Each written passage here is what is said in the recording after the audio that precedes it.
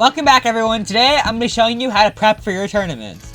Whether it's prepping what you're going to do while you're in-game, or just maximizing your performance. There's so many things we can do to really make us play as great as possible. Sometimes not every single person deserves to do as well as they do with their skill level, but that doesn't mean there's a limit on how good we can do.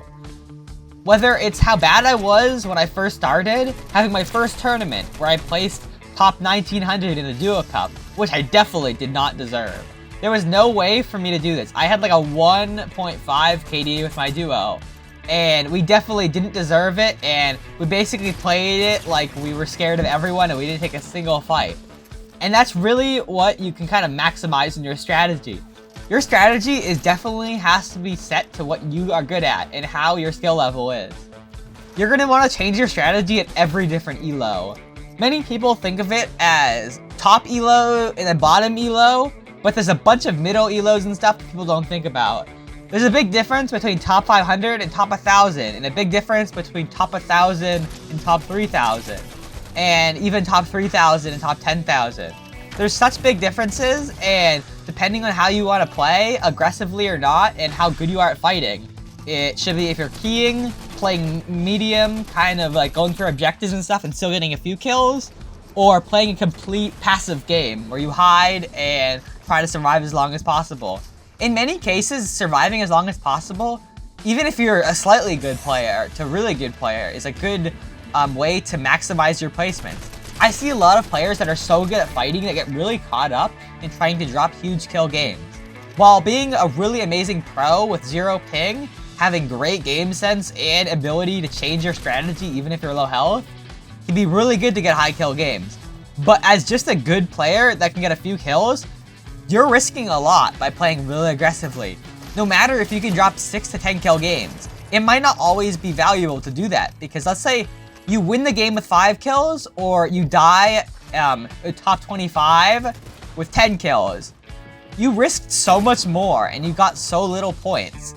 While you did save time, which is one thing, a lot of times if you key games and you die right before maximum placement hits, that's a lot more time wasted, because most of the placements are all in the last few placements of the game.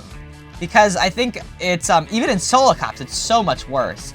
In solo cups nowadays, I think it's top 5 to top 1, you get like a difference of like 25 to 30 points in just 5 different placements, which is such a big difference, and is why key games really aren't useful when kills are only worth 1 point. Well, that's basically my philosophy on how to play cups, but how to prep for the cups is really what you came for. Prepping for cups is actually pretty easy. You want to make sure you have a few drops set up. Maybe have one really calm drop, have a medium calm drop, and have an extremely calm drop. This is post-editing Serotonin. I just wanted to mention that this is talking about like different locations spread out across the map, because depending on where the battle bus is, they're going to depend on how many people that land at that location. So let's say if my Glacial drop is across the map from people, even though it's a really high ELO, I'm still going to land at my first spot every time, because nobody's landing there because it's across the map. You want to have a drop where 1 or 0 people are going to con you for hard lobbies. And for medium lobbies, you want to have a place that only gets conned by 1 person, and in rare cases 2. And in really good key game lobbies, you want to have a place that's calm enough where you get enough loot and there's less than 3 people at your location. Because like Redline and stuff, while if you're an amazing player, you're going to be able to key a bunch of people, but you have to know Redline so well, and you have to know exactly how to play. And even Redline is one of the hardest places to actually learn, because it's very open. There's a lot of mechanics and stuff to learn with zip lines and other, just strategy-wise, how to kill the boss. It's a really big hassle to land there, and you could land it somewhere much like better compared to how much loot you're gonna get, because Redline doesn't have much loot, and it's conned by like 4 or 5 people normally if it's hot dropped, which is really gonna make you have a hard key game. Because let's say in theory you kill everybody at the spot, you come out with a mid-tier loadout, you still got blue guns, or sometimes you have purple guns, but you don't have that many meds.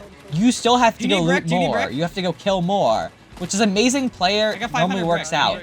But if you're not the best player, or even if you're a good player with high ping, there's so much risk factor. You can get keyed by the other medallion that, let's say, in some games it might be a somewhat good player, but some games, let's say it's your first game. That player could be an absolute god because it's just random. Everyone in their first game is pretty random. There's not really skill-based matchmaking in the first game. So let's say it's freaking Peterbot and Peterbot kills you at red line. Well, let's say if you didn't land red line, if you landed any other location, you would know that he's gonna kill the whole lobby. And let's say you didn't land red line, he kills the whole lobby. Look at how good position you are in. There's like 10 people left and there's a massive zone. You just got so many points so fast because Peterbot just killed the whole lobby. But you could have been dead right off the bat, wasting a fast point game. You want to maximize how fast these games are and how many points you get. Some of the heater games that are almost going to surge and stuff is kind of silly. And if you stick on the edge of the ELO that people get surge, you can have a much better time. And at the end, you need to have 1 or 2 amazing kill games, or even just 2 wins sometimes. That the 2 wins could put you in top 50 in a duo cup or something like that. Yeah. And while like the last game will be really difficult, you're gonna get to that last game much easier because you're never gonna play and you're not gonna have to deal with top 200 squads for 3 games straight. It's really difficult, even as a good player, to stay consistent in these hard lobbies. You gotta have a ton of practice, and you gotta be pro almost level.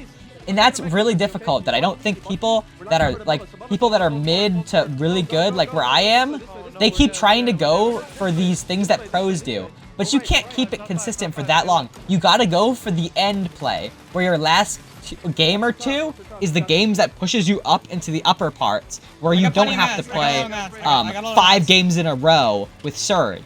That gets your aim really washed out because you're not shooting very much, and it just puts a lot of risk, and it's a lot more difficult to do that. So that's why people like these YouTubers and stuff like Jivin, JCM or whatever are playing their tournaments smarter. And in recent years, I've definitely seen them change because they've gotten a lot better. But that's just my strategy, and I think the maximum part is to have every part of your game be a good part.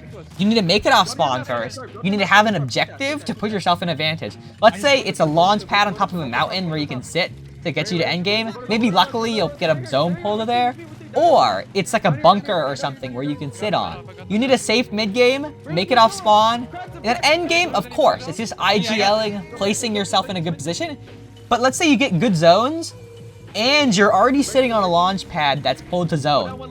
You have a fizz maybe. You can go anywhere you want, and you just made IGLing in this game a lifetime more easy. Because this game just became one less rotate, and that's really gonna save you mats. You're gonna get to endgame with max mats. You'll have an opportunity to take height, and you might even win that game. And that's been working really well for me. And just camping might feel awful, not just running around trying to find free kills. But even if you're better than the people, third parties, it's just so risky, and that's what I want to say. Make sure you have everything planned out. How you're gonna drop, where you're gonna drop, where to get loot, where to go after, how to get to your mid-game objective. And that's really what... Yo, Dante, stay in circle. You have the most health. Oh, no. We're dead.